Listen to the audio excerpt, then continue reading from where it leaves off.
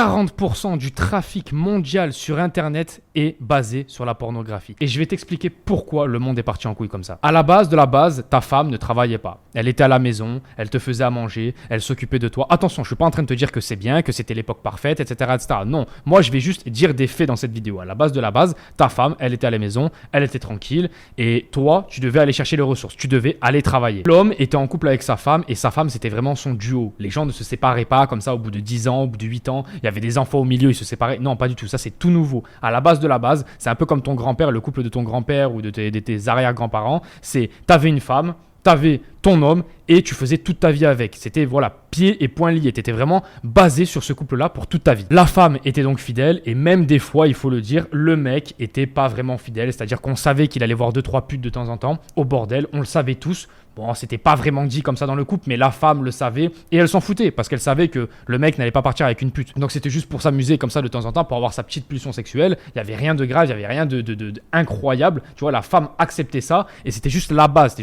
du couple comme ça. Parce que la femme, elle se disait quoi? Elle se disait, si ça peut me permettre de garder mon homme, de garder cette sécurité, de garder mon foyer, je m'en fous, je peux accepter ça, c'est pas grave. Petit à petit, ce qui s'est passé, c'est que la société, les grands de ce monde, ont compris qu'il y avait du bif à faire avec les femmes. C'est-à-dire qu'en gros, si tu vends à une femme, tout le monde le sait en e-commerce, énormément de femmes agissent sur le coup des émotions et elles sont beaucoup plus facilement manipulables. Donc en gros, ils se sont dit, on va faire travailler les femmes, elles vont beaucoup plus consommer et toutes nos entreprises, tous nos business vont fonctionner 100 fois plus. Ce qui s'est passé à ce moment-là, on a commencé à dire, oui, l'égalité des sexes, l'égalité homme-femme, etc., etc. On a poussé ça dans tous les médias, les femmes sont tombées dedans, total des courses. Aujourd'hui, on est quasiment à 50-50, c'est-à-dire que la femme gagne 50% et l'homme paye 50% en France, en Occident. En gros, c'est comme ça. Je vais pas vous mentir les gars, tous ceux qui ont fait du e-commerce, moi à chaque fois que je rencontrais quelqu'un à Medellin, il me disait, non, pas du tout, moi je travaille que pour les femmes. Pourquoi? Parce que les femmes achètent plus, elles sont beaucoup plus émotionnelles, tu peux beaucoup plus les manipuler. Je dis pas encore une fois que c'est bien, mais c'est toujours été comme ça. Ça a toujours été comme ça. Quand j'étais à Medellin, tous les mecs qui faisaient du e-commerce, c'était comme ça. Ils me disaient non frérot, si tu vends aux hommes, tu vas vendre quasiment rien. Or que si tu vends aux femmes, c'est beaucoup plus manipulable, c'est beaucoup plus facile et elles achètent beaucoup plus souvent. Donc en gros, l'avatar client femme, il était basé sur une fragilité de consommation. Elles étaient toujours obligées de consommer comme ça. C'est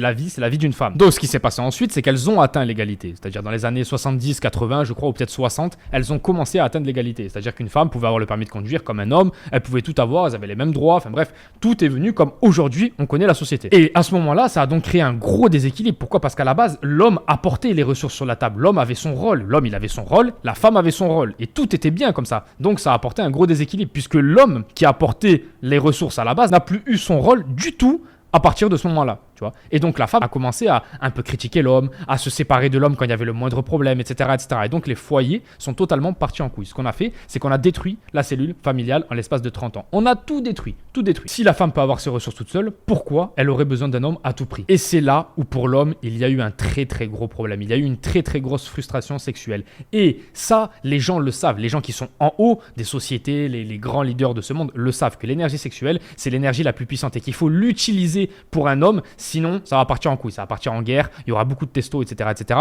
Et ça, on veut pas. Donc, on veut des hommes lavettes. Nous, ce qu'on veut, c'est manipuler les hommes le plus possible. On veut pas d'hommes puissants qui commencent à réfléchir, qui commencent à avoir des consciences extrêmes. Donc, ce qu'on a mis en place, c'est des junk food, des McDonald's, des trucs qui viennent des States, etc., etc., des trucs éclatés au sol. On a commencé à ruiner les consciences avec de l'alimentation déchétrale. Donc, on a commencé à mettre des antibiotiques, etc., etc., dans les champs. Enfin bref, tu m'as compris quoi. Des pesticides, des fongicides, tous ces trucs-là. Donc, ça a commencé à ruiner un petit peu les consciences. Petit à petit, ce qu'on a fait aussi, c'est l'apparition du porno, tu vois. Donc, on a commencé à donner le libre accès au porno avec Internet. On sait que le porno détruit totalement notre âme, détruit totalement notre subconscient, détruit tout, notre niveau de dopamine. Enfin, derrière, tu regardes un porno, tu n'as plus besoin de rien. Et d'ailleurs, c'est pour ça qu'aujourd'hui, les femmes se portent bien mieux que les hommes. Vous vous rendez pas compte, les gars, qu'aujourd'hui, c'est la génération des femmes. Elles peuvent gagner énormément d'argent avec OnlyFans. Enfin, on sent que c'est la génération des femmes. Si elles se mettent en avant sur Instagram, elles ont 500 likes. Quand toi, t'es un beau gosse, t'as 10 likes, tu vois. C'est toujours comme ça. Là, actuellement, c'est la génération des femmes. Les hommes sont un peu plus délaissés. Tout simplement pourquoi? Parce que les femmes n'ont pas ce besoin de recharge sexuelle. Donc, elles arrivent à gérer ce pouvoir sexuel qu'elles ont. Elles ont un tout petit pouvoir sexuel à côté de l'homme. Mais sauf que nous,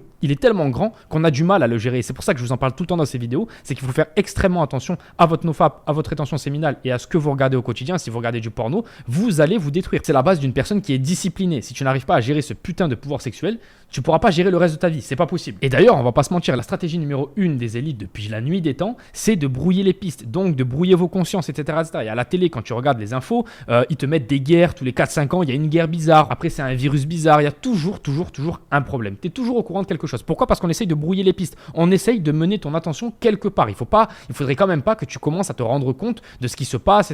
Non, il faut pas ça. Nous, ce qu'on veut, c'est une personne qui est un peu débile, dans le premier sens du terme, hein, tu vois, c'est une personne qui passe à l'action comme ça, un peu comme un teubé, qui se lève le matin, qui paye ses impôts, on veut ça. Tu vois. À partir du moment où on a des hommes comme ça se passe bien la société. À partir du moment où on a des hommes qui sont conscients, c'est très négatif pour la société. Donc toi, tu t'aperçois de rien, tout se passe en soum-soum, et tu te réveilles 10 ans plus tard, puis il y a eu des changements incroyables dans la société. On te dirige vers un discours, tu suis, si tu suis, c'est parfait. Si tu commences à un petit peu varier, là, c'est pas terrible. Et il y en a plein, ils vont me dire, mais Valentin, arrête, t'es un complotiste, t'es un fou, arrête de penser comme ça, c'est du complot total. Mais ce que vous avez pas compris, c'est que c'est pas du complot. Moi, quand j'étais plus jeune, j'avais un mec dans mon équipe qui s'appelait, enfin bref, je vais pas dire son nom quand même, je vais pas abuser, mais on jouait tous bien au foot, on avait un très très bon niveau. Un jour, on fait un tournoi à Toulouse, tu vois. Toulouse, hein, j'ai pas dit Toulouse, Toulouse. Donc il y avait que des bonnes équipes, il y avait Valenciennes, il y avait Paris, il y avait Marseille, enfin bref, que des bonnes équipes. Et nous, on était une bonne équipe, mais il fallait qu'on ait tous nos joueurs.